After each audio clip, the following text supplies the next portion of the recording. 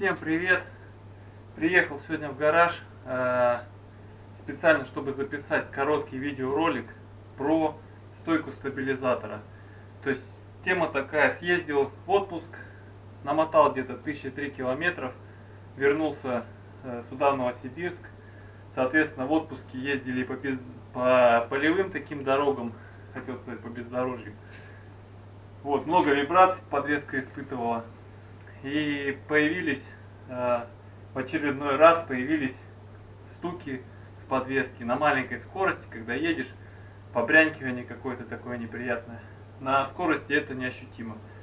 Соответственно, я вот приехал в гараж, уже поднял перед, поддомкратил, соответственно. И сегодня речь пойдет о замене стойки стабилизатора, соответственно, с передней подвески. Так, вот, собственно, сама стойка стабилизатора. Одна, ну и с той стороны вторая. То есть стучит у меня с левой стороны, потому что вот я тут вот. Но я когда ее сниму, прям отчетливо рукой вот так шевелишь, и стук слышен такой. То есть разбито вот с этой стороны. Вот эта вот стойка, она получается целая. Вот я ее тоже болтаю. Никаких люфтов нет. Перед я вывесил полностью машины для того, чтобы снять напряжение со стоек стабилизатора. Ну и сейчас, соответственно, буду снимать ее и поговорим о самих стойках. А, да, забыл сказать, как она снимается. То есть, так сказать, для новичков. То есть, она просто крепится вот здесь в одном месте на гайку. И сверху вот там вот, как бы показать. Так, получается, вот вторая гайка. То есть, не снимая колеса, ее можно, в принципе, спокойно подлезть, открутить и снять. Так, все, снял я вот эту тягу стабилизатора. Она достаточно легко открутилась, так как я ее менял буквально месяца 3 назад. То есть, за это время я проездил, соответственно, на своей машине где-то 5000 километров. И вот эта тяга, получается, пришла в негодность. Хотя езжу я достаточно аккуратно. Вот эти, получается, шаровые. Ну, одной рукой не покажешь. Ну, короче, они вот болтаются. То есть, вот она новая, если сравнить. То есть, тут надо пальцем усилия приложить, чтобы ее согнуть. Соответственно, и с этой стороны тоже, получается, болтается. Короче говоря, она, а если еще вот так подергать, то она здесь стучит. Специально зашел на сайт, поскольку я в интернете покупаю, посмотрел вот эту вот стойку стабилизатора, или как она называется, тяга стабилизатора. Покупал ее за 300 рублей, фирма это Profit. Поскольку это частая проблема, ну, соответственно, Е39, да, вот, то, в принципе, можно просто даже поэкспериментировать и, грубо говоря, попокупать разные фирмы и просто посмотреть, как будут ходить те или иные вот эти тяги. Ну и, соответственно, потом статистику набрать, соответственно, цена-качество. Это, значит, фирма Profit. Новую тягу я купил чуть подороже, это вот 300 рублей, это 370. Фирма это Phoenix. Сейчас я покажу тут. Коробка от нее получается. Вот она, это Phoenix. То есть выглядит она чуть-чуть посимпатичнее, чем вот это. Будем ставить ее. Причем такой момент. Всегда бывает в интернете так вот, кто меняет, говорят, типа надо ставить, ну менять точнее тяги парами, там точно так же как рычаги парами. Ничего подобного. Рычаги и вот эти вот тяги можно менять и по одному, ничего там страшного нет. Главное, соответственно, чтобы... Ну, рычаги, конечно, это уже отдельная тема, потому что я вот рычаги стараюсь оригинальные покупать, либо ставить лимфедор.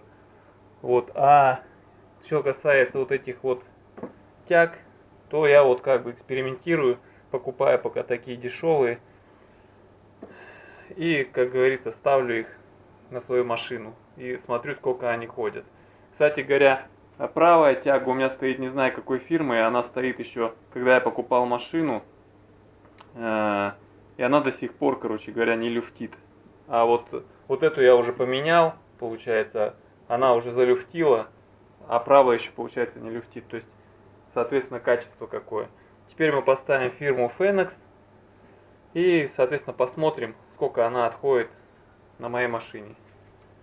Так, ну и перед тем, как устанавливать новую тягу на машину, соответственно, я всегда снимаю вот здесь вот пыльники, вот так задираю с обоих сторон. Тут они фиксируются такими вот стопорными колечками. Что на рычагах, что вот на этих вот тягах я всегда снимаю вот эти вот пыльники и добавляю смазку вот в эти места, соответственно, где сама смазка имеется. Вот, для того, чтобы продлить ресурс рычага, потому что смазки, как правило, с завода идет сюда очень мало. Я уже как-то вот там в ролике в своем показывал по BMW E28, тоже туда везде смазку добавлял.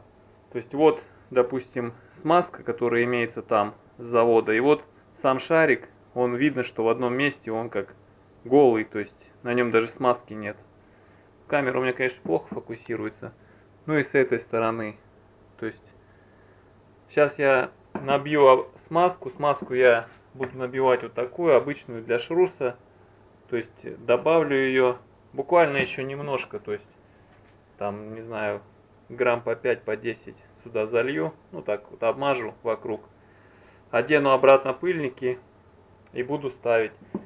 И вы не ленитесь, то есть задирайте пыльники, даже если вы покупаете какой-то лимфедор, неважно какой фирмы рычаг или вот дешевый, как у меня, в любом случае пыльники задирайте, потому что я смотрел у некоторых блогеров видео на подобные темы, там даже берут рычаг лимфедор, задирают пыльник, а там получается смазки очень мало, поэтому не ленитесь, добавляйте смазку под пыльники. Так, ну все. Получается, смазкой я набил шаровые сами, одел обратно пыльники, ну и вот эти вот колечки. Единственное, хотел сказать, когда колечки эти снимаете, одеваете, надо выбирать что-то такое типа отвертки какой-то не сильно острый, чтобы не повредить сами пыльники, потому что резинка сама вот эта достаточно мягкая. Ну все, иду ставить. Гайки вот здесь вот на 17. А вот здесь, ну тут тоже под ключ, по-моему, на 17 держит. Хотя вот на предыдущей гайка была сама на 17, а вот это вот, получается, сам шток, за который ключом держишься, чтобы не проворачивало вот это вот, само получается, как бы основание.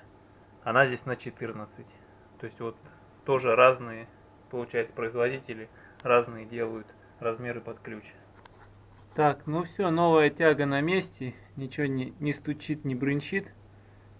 Вот, кстати говоря, тяга, которая стоит здесь с самого, получается, как я купил машину. То есть вот эта вот тяга прошла уже более 20 тысяч километров. И то есть еще не имеет никаких люфтов.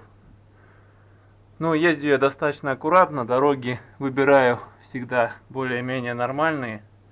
Может быть поэтому, ну хотя вот левая получается, она говняная такая получилась, поэтому она и разбилась. Посмотрим, насколько хватит вот этой вот тяги.